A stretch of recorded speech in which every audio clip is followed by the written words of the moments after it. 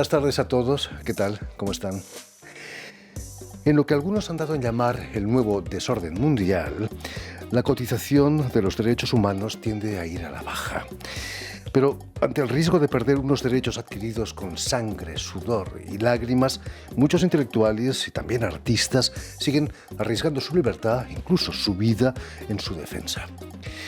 Este es el caso de nuestro invitado de hoy, el artista cubano Hamlet Labastida, quien fue detenido por las autoridades cubanas y enviado a un exilio sin retorno. Encarcelaron en La Habana al artista Hamlet Labastida, pero lo obligaron a salir de Cuba junto a su novia Catherine Biscuit. Labastida fue detenido por la seguridad del Estado a su llegada a Cuba hace más de 3 meses. Durante todo ese tiempo estuvo detenido en Villa Marista hasta que el sábado lo condujeron a la Embajada de Polonia en La Habana para gestionar una visa y de ahí al aeropuerto, donde abordó un avión con destino a Varsovia. Fuentes cercanas al artista señalaron que agentes de la seguridad del Estado le dijeron que era un viaje de ida sin posibilidad de retornar. Muy buenas tardes, Hamlet Labastida. Bienvenido a Radio Francia Internacional. ¿Qué sentiste cuando las autoridades cubanas te dicen que te dan un billete de ida y no de vuelta al exilio? Bueno, sobre todo mucho desconcierto, ¿no? Porque sabes que no vas a volver a ver a tu familia, probablemente jamás, o si no en larguísimos años. Pero también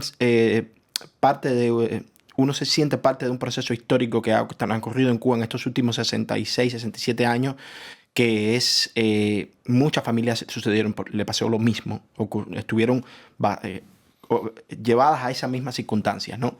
De irse sin capacidad de retornar. La policía política en Cuba me dijo que si yo regresaba, si yo continuaba haciendo lo que yo he hecho toda la vida, que ser crítico al sistema, crítico sobre todo de las artes, de la cultura, ellos me iban a encarcelar de nuevo. Entonces, esta es la palabra de funcionarios públicos, ¿no? La palabra de funcionarios policiales, que últimamente son la policía política, los órganos de la seguridad del Estado en Cuba. Entonces hay que tomarse muy en serio lo que ellos dicen, ¿no? Porque ya antes del 2021 eras una figura emergente del arte cubano.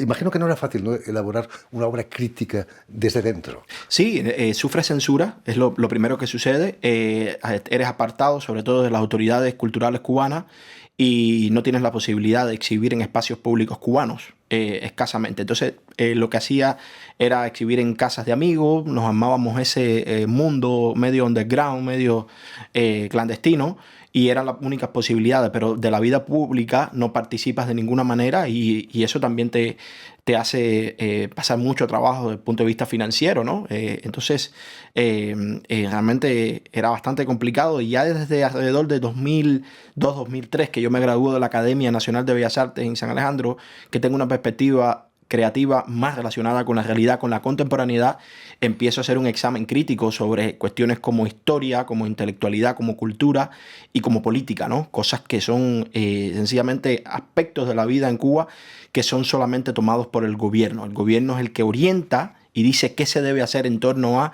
historiografía, memoria histórica, política, archivo y sociedad en general, ¿no? Difícil de salir de ahí, ¿eh? Sí, es muy difícil porque te empiezas a entender que existen muchas restricciones y empiezas a comprender que la narrativa oficial sobre determinadas cosas, el Estado cubano las marca y las orienta muy específicamente hacia algo que ellos quieren y no lo que tú indagas y lo que encuentras. Es un dogma, realmente. Gracias a una galería berlinesa vas a poder exponer fuera de Cuba, ¿no? Sí, en el 2022 contacto con una galería, o ellos contactan con una galería y hacen una exhibición, que es la Galería Krone, hacen una exhibición en Berlín, y esta hace una exhibición en 2022 que, bueno, tiene el título de 2239, que era el número con que le dan a los presos en este centro de tortura psicológica muy infame y muy conocido en Cuba, que se llama Villa Marista, al que se refería el video, ¿no? Terrible. Es una manera de deshumanizarte, ¿no? Sí, lo hacen con todo el mundo. Es una de las tantas tácticas que usan para básicamente destruir tu personalidad psicológicamente, y que es una larguísima escuela de la represión psicológica y política del individuo, ensayada por la NKVD, por la KGB y por la Stasi, que todos ellos, sobre todo, influenciaron mucho en el problema, en el proceso de destrucción psicológica del individuo, para ponerle palabras en su boca que no son de uno, sino de las que quiere el Estado que uno use para autoinculparse, para también denunciar, para autodenunciarse y para hacer autoarrepentimiento de lo que ellos quieren. Ellos quieren últimamente la rehabilitación política y la incorporación al modelo político que ellos estiman y no a tu personalidad. En tu obra, Hamlet, te has apropiado de los símbolos de la Revolución Cubana que ella misma se apropió de la Unión Soviética, ¿no? Es una manera de travestir todos esos símbolos.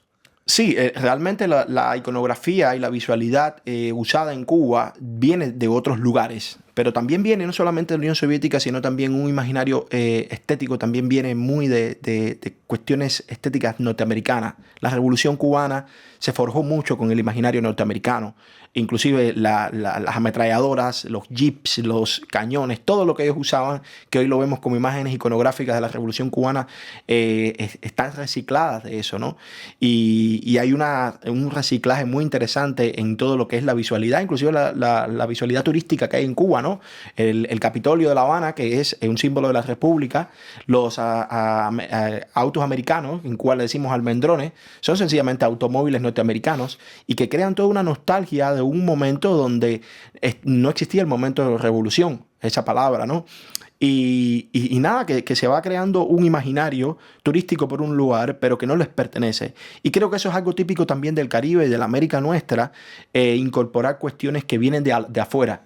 Lo que pasa que en este sentido mi trabajo investiga lo que es ya un imaginario político y militar y policial mucho más específico que hasta entonces no creo que se haya investigado mucho en Cuba. Y yo les digo que es una forma de periodismo de investigación, pero de iconografías, de imágenes y visuales, ¿no? De acrónimos, de todo este lexicón visual y lingüístico muy típico, al menos en América Latina, de Cuba. Tu calvario empieza el 21 de junio de 2021. Cuando llegas a Cuba, estábamos todavía en plena pandemia. Sí. Es cierto que tenías que pasar cinco días de aislamiento para Sí, prevenir esas exactamente. cosas. Yo llego, sí, 5 días antes y no, exactamente, llego el 21 y me ponen en un centro de aislamiento que era algo muy parecido también a una suerte de prisión, pero al aire libre, aunque uno no podía salir. Y resulta que a los 5 días, o sea, el 26, es que vienen a recogerme, me dicen, allá abajo está esperando un taxi. Y realmente el taxi era un operativo completo de agentes encubiertos de la policía política, que le decimos seguridad del Estado de Cuba. Y me dicen, dale, que Hamlet Labastida está detenido, ¿no? Entonces ahí proceden a un procedimiento que era que querían desnudarme. Yo no quería desnudarme. Apelé a la ley de procedimiento penal cubana y decidieron que no. Pero automáticamente sí me esposaron, tomaron todas las maletas con las que yo había llegado a Cuba y las pusieron en un auto, me bajaron la cabeza y de una manera muy tremenda, típico de los procedimientos que hacían las dictaduras militares en Sudamérica, te bajan la cabeza, se sientan al lado tuyo y te ponen la mano atrás para que no puedas alzar nunca la cabeza, ¿no? Y te dice, está prohibido que levantes y que mires.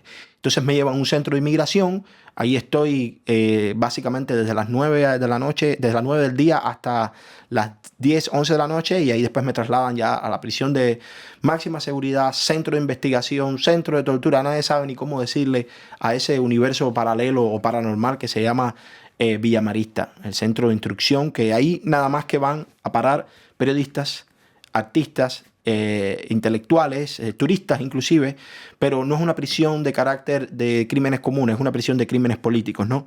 Que no es precisamente como el Club Med para intelectuales, ¿no? Para disidentes políticos. No, han pasado muchísimos intelectuales famosos cubanos, han pasado por ahí. Reinaldo Arena fue uno de ellos, también Eberto Padilla, su esposa Belkis, y es un lugar muy, muy temible. También pasaron prisioneros emblemáticos como Antonio Laguardia, Marcos Rodríguez, Marquito. Han pasado personas que básicamente es un lugar muy oscuro en el imaginario de los cubanos, porque supuestamente de ahí no sales bien de la cabeza, o de ahí no sales para libre, de ahí sales con larguísimas sentencias, porque los crímenes políticos en Cuba son castigados muy severamente con larguísimos años, y después te acompaña la vida de una no persona salir de ahí. En el caso mío era relevante porque hacía muchísimos años que ellos no encarcelaban artistas artistas con plena formación en el sistema de enseñanza artística en Cuba, que es la Academia de Bellas Artes, el Instituto Superior de Arte.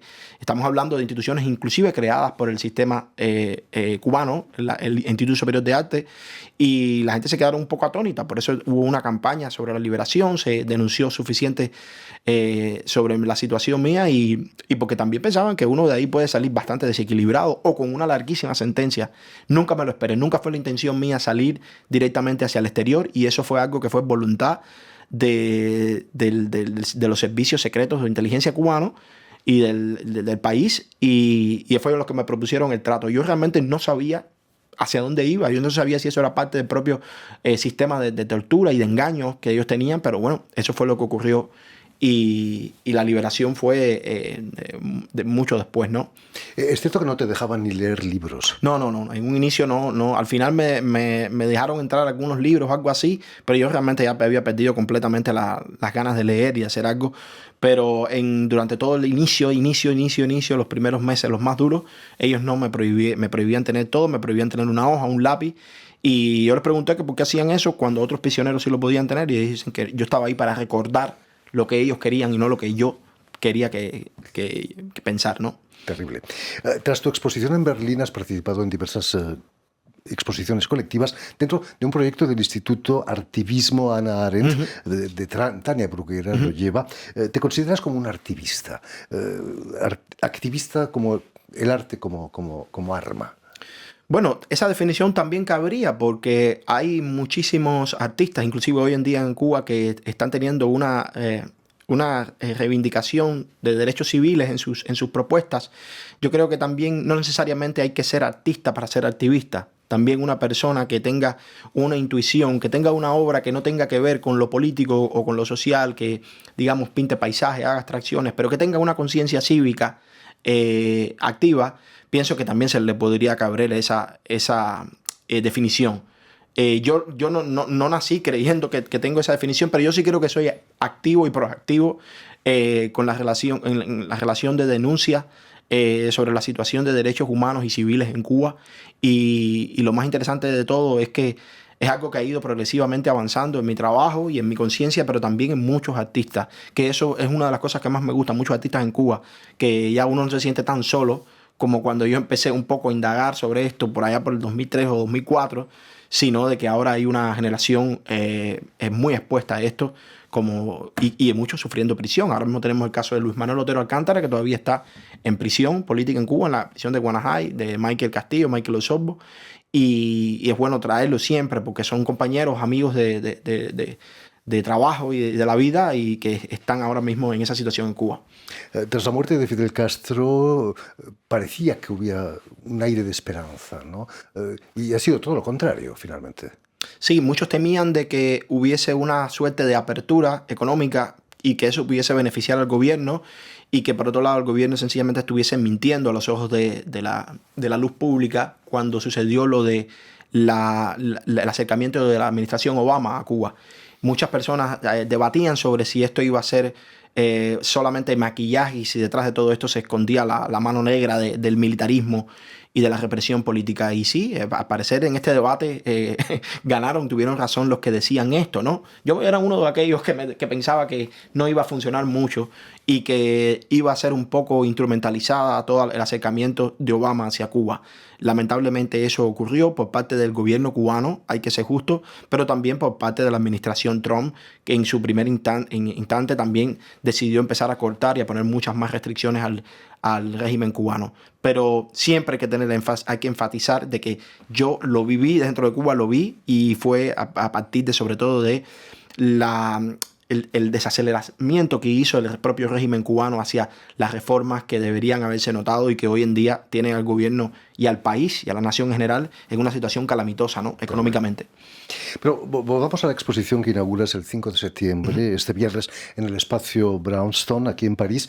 Su título lo dice todo, ¿no? Manual visual contrapedagógico. Podría ser contrarrevolucionario, ¿no? También. Sí. Bueno, pero sí, sobre todo es un manual visual que explica, mediante iconografía, mediante símbolos, mediante imágenes, que es en definitiva lo que yo hago, explica un poco ciertos símbolos y íconos de carácter específicamente represivo, coercitivo, ¿no? La violencia política no solo se da con las armas y con el encarcelamiento, sino también se da en una modulación de la cultura y de sus imágenes. El lenguaje es lo primero que sufre, como se dice que el periodismo es la primera falla, la primera fatalidad en la guerra, ¿no? También la cultura. La cultura es una de las primeras cosas que cae, que da de baja, pero no solo porque es silenciada, sino porque también se empieza a instrumentalizar otra forma de cultura, una cultura represiva, ¿no? Eso lo conocemos mucho de los regímenes totalitarios, ¿no? Como el soviético, como el nazi, como ellos le prestan mucha atención a la cultura y a la educación. No es que la abandonen. Por eso es muy curioso cómo en la Unión Soviética se empezó a indagar sobre eso. Y lo que se trata de hacer es reorientarla, reutilizarla, editarla. Nunca abandonan la cultura, ni la educación, ni la historia, sino ponen énfasis en ello, pero ponen énfasis en una que está completamente distorsionada. Y a eso es a lo que yo le llamo contrapedagogía o antipedagogía, o inclusive antididactismo. Porque a partir de ahí, en esa nueva fundación, lo que hacen es una reestructuración en negativo, sobre todo en función de lo que ellos quieren, ¿no? Y bueno, la exposición es como un ensayo visual, está presentando esto, hay un texto que habla sobre esto, un texto manifiesto que se llama Manifiesto Contrapedagógico, pero para que todo aquel que no esté tan interesado en ello, los íconos y las imágenes y el lexicón que está expuesto ahí como ensayo visual ya va presentando algunos elementos sobre eso, ¿no? Por eso el que pueda ver la exhibición lo entenderá que de una manera un poco más diáfana, ¿no? Con imágenes se explica un poco mejor las cosas muchas veces. En fin, pues ya lo saben, tienen una cita este viernes en el espacio Brownstone, aquí en París, para la exposición del artista cubano Hamlet Labastida, que se inaugura precisamente el 5 de septiembre, el viernes. Muchísimas gracias, No, Hamlet, a ti, por haber estado con nosotros. Mucho éxito aquí en París. Permítame también que dé las gracias a Vanessa Olasso y a Jan Bourdelas, quienes se han ocupado hoy de la realización del programa, y también saludar a nuestros telespectadores, porque también los tenemos, que nos siguen en toda América Latina, desde Chicago hasta la Patagonia, gracias a una cadena que se llama UCL, una cadena latina, y también una red TAL, que reúne televisoras públicas y universitarias de todos los dos continentes. Y a ustedes, muchísimas gracias por su atención y les damos cita para una nueva edición de El Invitado de Radio Francia Internacional.